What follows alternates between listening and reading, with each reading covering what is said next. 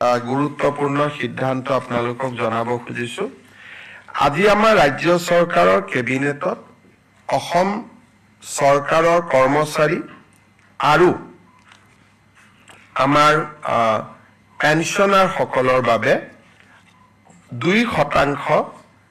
Dearness allowance আমি ঘোষণা কৰোঁ সো এতিয়াৰ পৰা ৰাজ্য চৰকাৰৰ কৰ্মচাৰী পেনশনাৰ সকলোৱে 2% তেওঁলোকে ডিয়াৰনেছ এলাউন্স পাব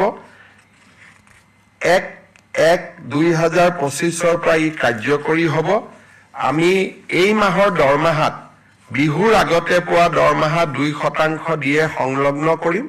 কিন্তু যেটো এৰিয়াৰ হেতু আমি এপ্ৰিল আৰু মে দুটা মাহত আমি তেওঁলোকক দিম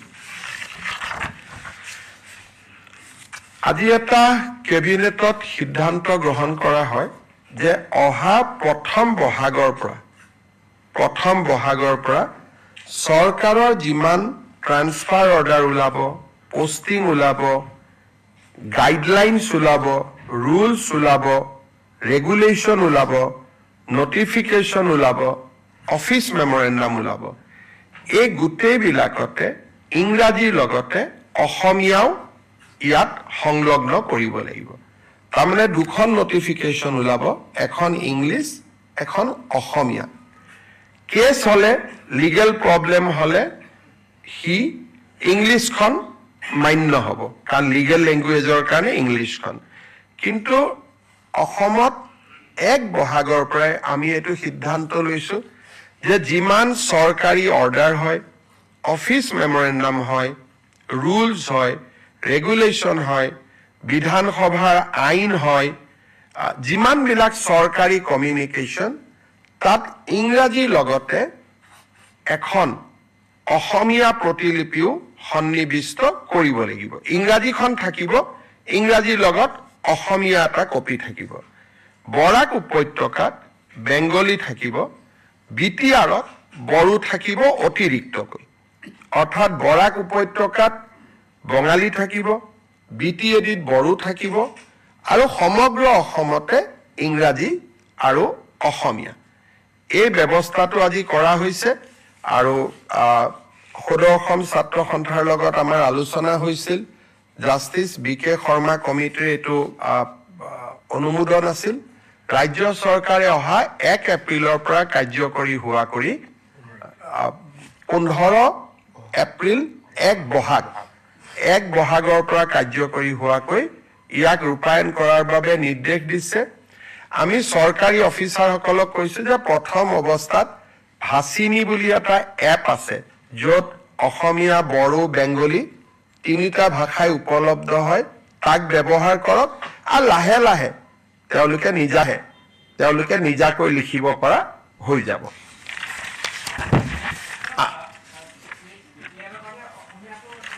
ইংলিছ আৰু অসমীয়া গোটে অসমৰ কাৰণে বিটিআৰৰ কাৰণে বড়ো বৰাক ভেলীৰ কাৰণে বেংগলী যেটো আজি চলি আছে তাত কোনো আৰু বেলেগ নহয় আমি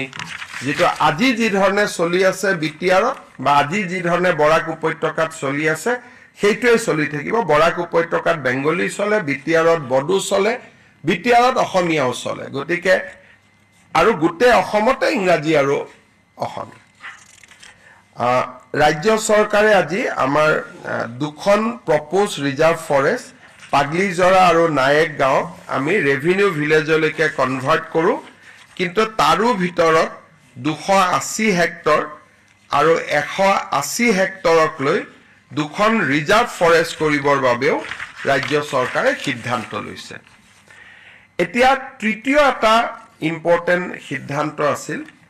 আমাৰ অসমত যিবিলাক ফৰেনাৰ্ছ ট্ৰিব্যুনেল আছে তাতে বহুত কেছ পেন্ডিং হৈ আছে এই কেছবিলাকৰ ভিতৰত 28000 এনেকুৱা ব্যক্তি আছে যাৰ উপাধি কোচ ৰাজবংশী লোকসকলৰ সৈতে মিলে অৰ্থাৎ 28000 কোচ ৰাজবংশী লোকে আজিও বিদেশীৰ এটা অপমান লৈ তেওঁলোকে ট্ৰিব্যুনেলত কেছ খেলি আছে ৰাজ্য চৰকাৰে বিশ্বাস কৰে যে কোচ ৰাজবংশী অসমৰ এটা খিলঞ্জীয়া কমিউনিটি কোচ ৰাজবংশী অসমৰ সংস্কৃতিৰ এক এৰাব নোৱাৰা অংগ আৰু সেইবাবে আজি ৰাজ্য চৰকাৰে সিদ্ধান্ত লৈছে যে কোচ ৰাজবংশী লোকসকলৰ বিৰুদ্ধে যি বিদেশী ন্যায়াধিকৰণত কেছ চলি আছে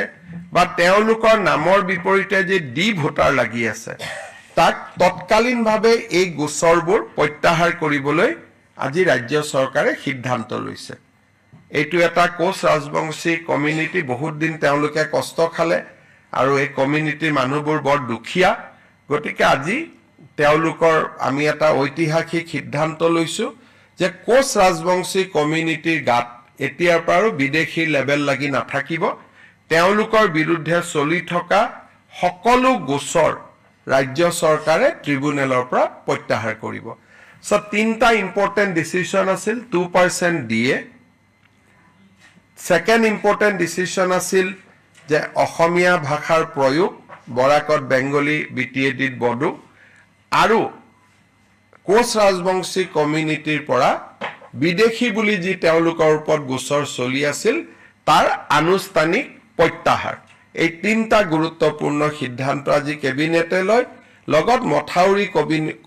কমিটিটো এটা সুদূৰ প্ৰসাৰী ভৱিষ্যতৰ দিনত এটা অত্যন্ত সুস্থ সিদ্ধান্ত হ'ব বুলি মই আশা কৰিছো আপোনালোকৰ যদি কিবা প্ৰশ্ন আছে সুধিব পাৰে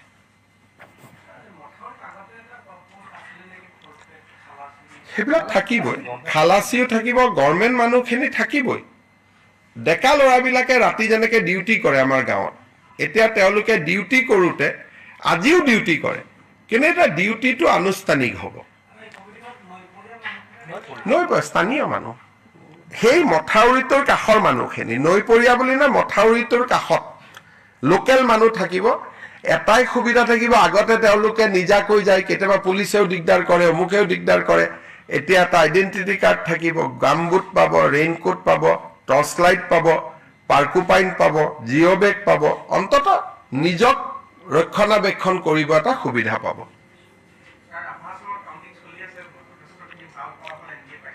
ভালেই হ'ব ৰাভা হাছং বিটিআৰ পঞ্চায়ত বিধানসভা কতো আগত কতো একো সমস্যা নাই ইমান কাম হৈ আছে ৰাইজে আৰু এটো লৈ মই প্ৰথম দিনৰ পৰাই কৈ আছো যে আমি নিৰ্বাচনক লৈ চিন্তা কৰা নাই সেইকাৰণে প্ৰতিটো দিনে আপোনালোকে চিন্তা কৰক এই কোচ ৰাজবংশী মানুহখিনি আজি ইমান দিন বিপদত পৰি আছিল তেওঁলোকৰ কাৰণেতো কোনেও চিন্তা কৰা নাছিল বোলে অসমীয়া ভাষাৰ মৰ্যাদা কোনেওতো চিন্তা কৰা নাছিল গতিকে প্ৰতি সপ্তাহতেতো আমি একোটা ভাল খবৰ আপোনালোকক শুনাও গতিকে ৰাইজেতো আমাক সমৰ্থন কৰাটো স্বাভাৱিক আৰু প্ৰধানমন্ত্ৰী ডাঙৰীয়াৰ নেতৃত্বৰ প্ৰতি অসমৰ ৰাইজৰ অকুণ্ঠ সমৰ্থন আছে ওয়াকফ বিল পাছ হৈ গল প্ৰধানমন্ত্ৰী ডাঙৰীয়াই ঐতিহাসিক কাম কৰি দেখুৱালে গতিকে ৰাইজৰ আস্থা আছে খালি মই এটাই দুখ পাইছো যে এই ওয়াকফ বিল এমেন্ডমেন্টৰ সময়ত অসমৰ এজন সংসদে যি বক্তব্য দাঙি ধৰিলে যে ৰাস্তাতে নামাজ কৰিব দিব লাগে এজন সংসদে যিটো কলে যে স্বাধীনতা সংগ্ৰাম যেন হিন্দু মানুহে কৰাই নাই এটা বিশেষ কমিউনিটিহে কৰিছিলে এই যিবিলাক তেখেতে সদনত বক্তব্য দিলে মুখ্যমন্ত্ৰী হিচাপে মই নিজেই লজ্জিত অনুভৱ কৰিছো অসমৰ মুছলমান মানুহেও নিবিচাৰে ৰাস্তাত নামাজ কৰাটো ধুনীয়া মছজিদ বনাইছে তেওঁলোকে মছজিদত নামাজ পঢ়ে অসমত কোনেও ৰাস্তাত নামাজ নপঢ়ে যিটো বস্তু মুছলমান মানুহেও বিচৰা নাই তেওঁ তাতকৈ এক্সট্ৰিমত গল দ্বিতীয়তে স্বাধীনতা সংগ্ৰাম এনেকুৱা কৰিলে ভাষণত যেন মহাত্মা গান্ধী গোপীনাথ বৰদলৈ স্বাধীনতা সংগ্ৰাম কৰাই নাছিল গতিকে মই নিজে লাজ পাইছো গোটেই দেশৰ মানুহবিলাকে মোক ফোন কৰিছে যে অসমৰ পৰা এনেকুৱাও এমপি হয় নেকি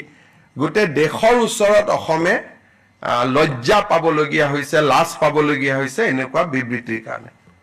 CM sir, if you could speak this one in English. देखिए असम का एक सांसद ने वाकफ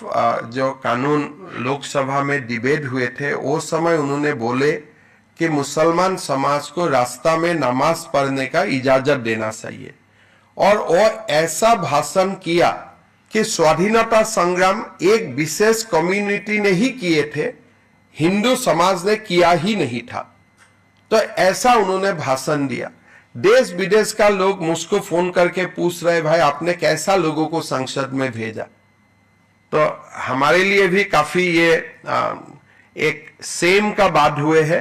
ऐसा बात बोलने के कारण असम का भी क्षति हुए है। मैं देशवासी को उनका संसद ने ऐसा बात संसद में बोला उसका कारण देशवासियों से मैं ही क्षमा मांगता हूं कि हमारे एक असम का संसद लोकसभा में ऐसे अनाप तनाप बोले।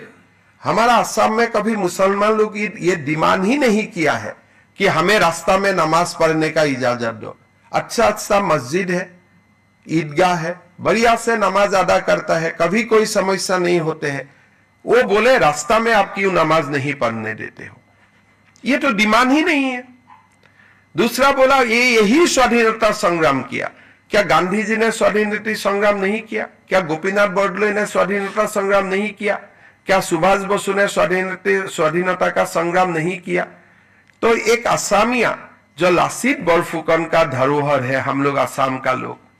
महाराज पीठू का धरोहर है, जब बख्तियार खिलजी औरंगजेब को भगाया था असम में, उनका ही धरोहर जाके संसद में ऐसा बात बोल सकता है, हम लोग सोच भी नहीं सकते थे। तो इसीलिए हम काफी शर्मिंदा है और देशवासियों से मैं क्षमा मांगता हूं कि हमारा संसद ने ही ऐसा भाषण दिए संसद में। हम आशा करता हूं कि असम का लोग जरूर सबक सिखाएगा उसका कारण समय आने पर। এইটো হব নালাগে। মই বাৰে বাৰে তিনিচুকীয়া ৰাইজক অনুৰোধ কৰিম যে দুইটা কমিউনিটিৰ মাজত সদায়